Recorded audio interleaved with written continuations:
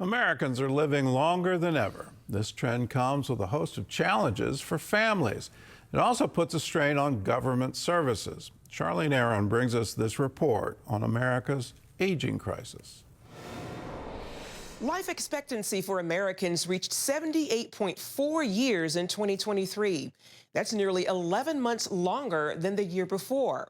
This extended lifespan, though, has led to warnings of an aging population crisis that could affect seniors on a number of levels. For 82-year-old Alice Butler of Portsmouth, Virginia, growing older isn't easy. It's hard getting older. We're all got issues. In her case, that includes 84-year-old husband Paul's declining health. It's hard because he basically has stroke symptoms, and as a result of that, he's slow processing things. For their daughter, Lee Longino, still having her parents is a blessing, although providing support isn't always easy, especially with her dad's health issues.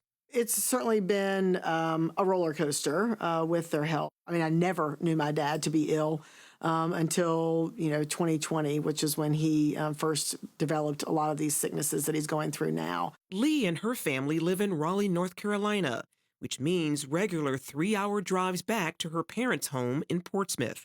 Traveling back and forth is expensive. Spending time away from my family. My husband has really invested in a job which is flexible. He has taken on that role of, with our children, to be there and to be flexible, pick them up from school, take them to the doctor's appointments. It is a subject well documented by Dr. Hunter Baker, Provost and Dean of Faculty at North Greenville University. Baker highlights how today's modern family is often spread out across generations, living in sometimes distant locations, which means aging parents may not have immediate family assistance.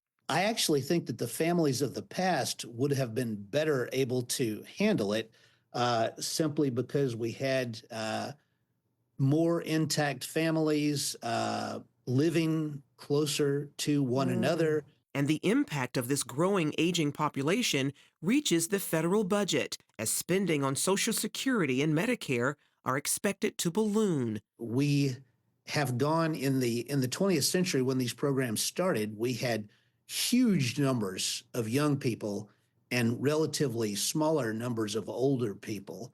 And that situation has flipped on its head to where we have many fewer young people than we did comparatively and many more old people. That makes planning for future care needs vital, as nearly 70% of Americans 65 and older will require some form of long-term care.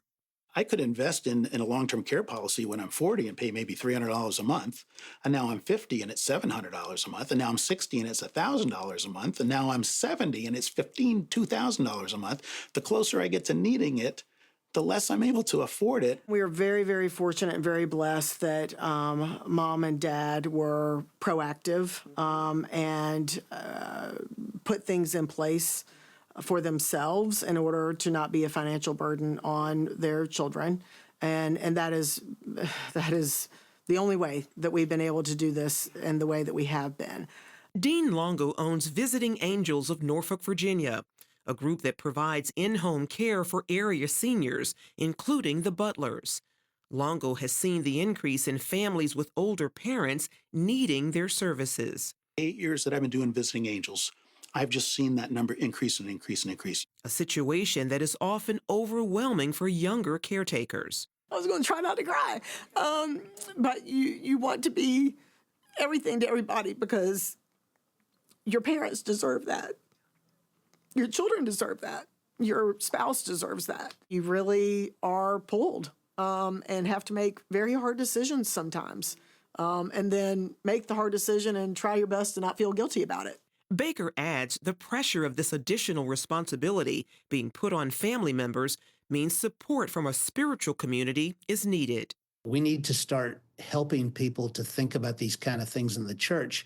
And we also need to probably be thinking about how we can help each other in the church as we deal with these kinds of situations. In the end, it's faith that sustains Alice and her family. it gives us a peace about all of this. There's been many, many mornings that I've woken up upstairs and I just needed to know that the sun was going to rise. And the sun rose, and I was like, okay, we made it through another day, and that's just one day at a time, and that's all God gives you. Charlene Aaron, CBN News. Well, Elon Musk has been criticized for calling Social Security a Ponzi scheme. But he's got a point. It's a tax, and all this language that there's a Social Security trust fund and your money that you pay in every year is being saved up by the government. No, they've barred against that. They've been using that to prop up the federal budget for a long period of time.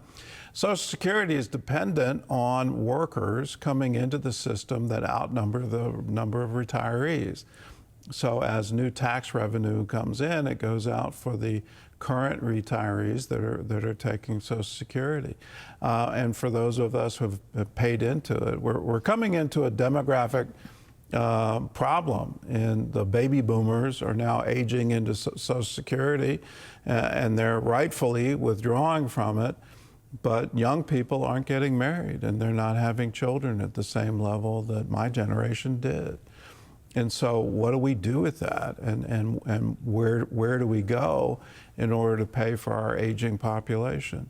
Can the church step up? Absolutely. Can you on your own say, I'm going to be like the Butlers, I'm going to plan for my future, I'm going to make sure I'm not a burden to my children? But this is going to be an ongoing problem, and it's not going to go away in anything shorter than 20 years.